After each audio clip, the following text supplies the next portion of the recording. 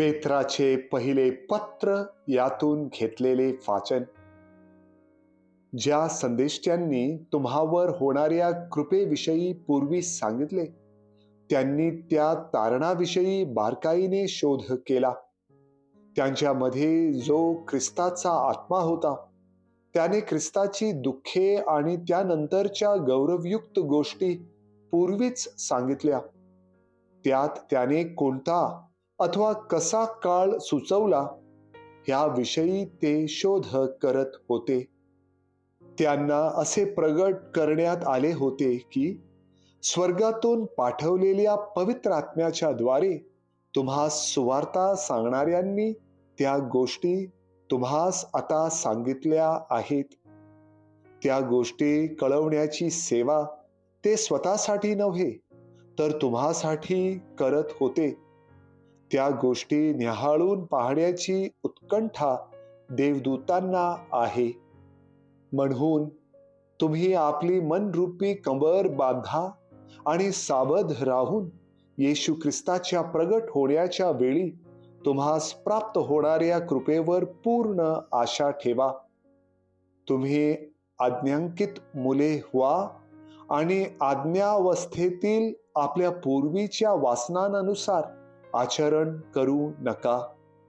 तर तुम्हास पाचारण करणारा जसा पवित्र आहे, तसे तुम्हीही सर्व प्रकारच्या आचरणात पवित्र व्हा.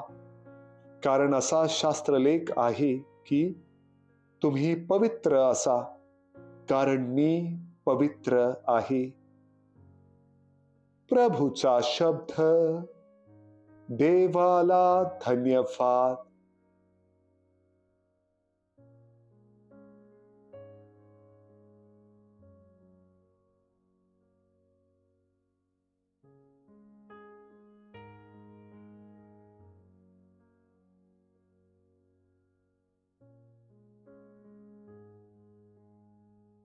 मार्क लिखित पवित्र शुभवर्तमानातून घेतलेले वाचन. पेत्र येशूला म्हणू लागला, पहा, आम्ही सर्व काही सोडून आपल्या मागे आलो आहोत. येशूने उत्तर दिले, मी तुम्हाला खचित सांगतो, ज्याने ज्याने माझ्या करता आणि सुवार्ते करता घरदार, बहीण भाऊ, आई बाप, मुले बाळे किंवा शेतीवाडी सोडली आहे, अशा प्रत्येकाला सांप्रतकाळी छळणुकी बरोबर 100 पटीने घरे, भाऊ, बहिणी, आई वडील, मुले, शेते आणि येणाऱ्या युगात सार्वकालिक जीवन ही मिळाल्याशिवाय राहणार नाहीत. तरी पहिले ते शेवटले आणि शेवटले ते पहिले असे पुष्कळ जणांचे होईल. प्रभूचे शुभवर्तमान.